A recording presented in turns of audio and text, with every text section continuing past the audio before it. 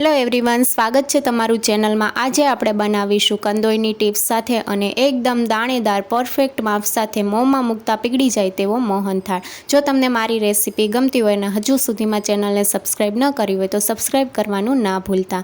સૌપ્રથમ આપણે મિક્સિંગ બાઉલમાં 2 કપ ચણાનો લોટ ઉમેરીશું અને મોણ દેવા માટે આપણે 1/4 કપ દૂધ અને 1/4 કપ ઘી ઉમેરશું। ઘીને મેં ગરમ કરીને ઓગાળી લીધું છે અને બંને વસ્તુને મિક્સ કરી લઈશું। તમે બંને વસ્તુ મિક્સ કરીને ગરમ કરી શકો છો। તો આ રીતનું આપણે એક રસ કરી લીધું છે। હવે આપણે થોડું મોણ ઉમેરીને મિક્સ કરી લઈશું। તો આ રીતે ચણાના લોટમાં આપણે થોડું પહેલાં મોણ ઉમેરી દઈશું અને બંને હથેળીથી આ રીતે ઘસીને મોણ દેવાનું છે। આ રીતે મોણ દેવાથી લોટના દરેક કણમાં મોણ સરસ રીતે મિક્સ થશે। બાકીનું જે મિશ્રણ વધ્યું છે દૂધ અને ઘીનું એ પણ ઉમેરી દઈશું। તો ટોટલ આપણે 1/4 કપ દૂધ અને 1/4 કપ ઘી ઉમેર્યું છે। બધી જ વસ્તુને મિક્સ કરીને આ રીતે આપણે પ્રેસ કરી લઈશું અને 20 મિનિટ માટે ઢાંકીને મૂકી દઈશું। 20 મિનિટ પછી આપણે ઢાંકણ ખોલીને જોઈએ તો સરસ એવું મોણ તૈયાર થયું છે। હવે આપણે આ રીતની જાળીવાળી ચાણી લેવાની છે, મોટી જાળીવાળી લેવાની છે અને હવે આપણે જે મોણ દીધેલો ચણાનો લોટ છે તે ઉમેરશું ચાણીમાં અને હાથેથી પ્રેસ કરીને આપણે ચાળી લેવાનું છે। લોટને ચાળીને લેવાથી દરેક કણ એક સરખો થશે। લોટ આ રીતે ચાળી લીધો છે અને તમને નજીકથી બતાવું તો એકદમ દાણેદાર લોટ તૈયાર થયો છે। આપણે ઝીણો ચણાનો લોટ લીધો છે તો પણ આ રીતે દાણેદાર લોટ તૈયાર થયો છે। હવે આપણે મોહનથાળને જે વાસણમાં સેટ કરવાનો હોય એને ઘીથી ગ્રીસ કરી લઈશું। આ રીતે મેં પ્લેટને ઘીથી ગ્રીસ કરી લીધી છે અને હવે આપણે લોટને શેકી લઈશું। પેનમાં મેં 1 કપ ઘી ઉમેર્યું છે। ઘીને મેં ઓગાળીને પછી લીધું છે। હવે આપણે લોટ જે તૈયાર કર્યો છે દાણેદાર તે ઉમેરશું અને મિક્સ કરી લઈશું। શરૂઆતમાં લોટ મિક્સ કરીશું તો થોડો થીક લાગશે, જેમ શેકાશે તેમ લોટમાંથી ઘી છૂટું પડવા લાગશે। ગેસની ફ્લેમ લો ટુ મીડિયમ રાખવાની છે। અત્યારે હું મીડિયમ ગેસની ફ્લેમ ઉપર લોટ શેકું છું અને લોટને શેકાતા 2 થી 3 મિનિટ જેવું થઈ ગયું છે। પહેલાં કરતાં લોટ ઘણો ઢીલો થઈ ગયો છે। હજી આપણે 2 થી 3 મિનિટ માટે શેકી લઈશું। ગેસની ફ્લેમ આપણે લો કરતું જવાનું છે વચ્ચે। તો આ રીતે તમે જોઈ શકો છો, જેમ શેકાતો જશે એમ લોટમાંથી ઘી છૂટું પડવા લાગશે અને લોટ પહેલાં કરતાં ઢીલો પણ થતો જશે। આ રીતે સરસ એવો ઢીલો થઈ ગયો છે અને કણી પણ પડવા લાગી છે। લોટને ટોટલ મેં 5 મિનિટ જેવું શેકી લીધો છે અને આ રીતે સતત ચલાવતા રહીશું। લોટ આ રીતે ફૂલવા પણ લાગ્યો છે। હવે આપણે મલાઈ ઉમેરીશું।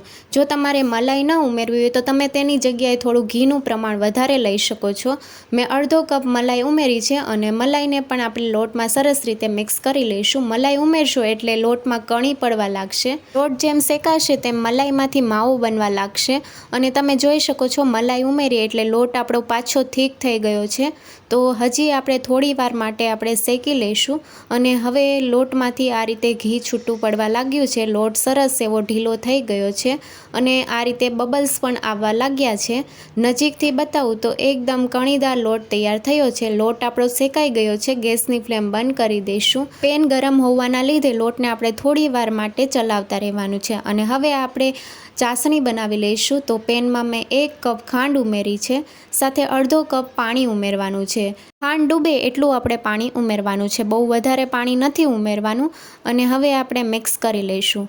તો 1 થી 2 મિનિટ જેવું થશે। ખાંડ આ રીતે પીગળી ગઈ છે અને બબલ્સ આવવા લાગ્યા છે। હજી થોડી વાર માટે કૂક કરી લઈશું અને હવે આપણે ચાસણીને ચેક કરી લઈશું। તો થોડું ઠંડુ મિશ્રણ થાય પછી આપણે આંગળીની મદદથી ચેક કરી લઈશું। નજીકથી તમને બતાવું તો આ રીતે એક તાર થાય છે। તો આ રીતની આપણે ચાસણી તૈયાર કરવાની છે। હવે આપણે ફૂડ કલર ઉમેરીશું। ટોટલી ઓપ્શનલ છે, જો તમારે ઉમેરવો હોય તો તમે ઉમેરી શકો છો। સાથે ફ્લેવર માટે એલચી પાવડર ઉમેરીશું અને મિક્સ કરી લઈશું। ગેસની ફ્લેમ બંધ કરી દઈશું। હવે જે શેકેલો લોટ છે તેમાં આપણે ચાસણી ઉમેરી દઈશું અને મિક્સ કરી લઈશું। શરૂઆતમાં મિશ્રણ તમને ઢીલું લાગશે પણ ચાસણી જેમ મિક્સ થતી જશે એમ મિશ્રણ ઠીક થઈ જશે। આ સમયે મિશ્રણ તમારું વધારે ઢીલું લાગતું હોય તો 1 મિનિટ માટે ગેસની ફ્લેમ ઉપર ચડાવીને મિક્સ કરી લઈશું। તો આ રીતનું મિશ્રણ તૈયાર થઈ જશે। મારે જરૂર નથી પડી। મોહનથાળ સેટ થશે કે નહીં એ ચેક કરવા માટે તમારે થોડું મિશ્રણ હાથમાં લઈને ગોળી વાળવાની।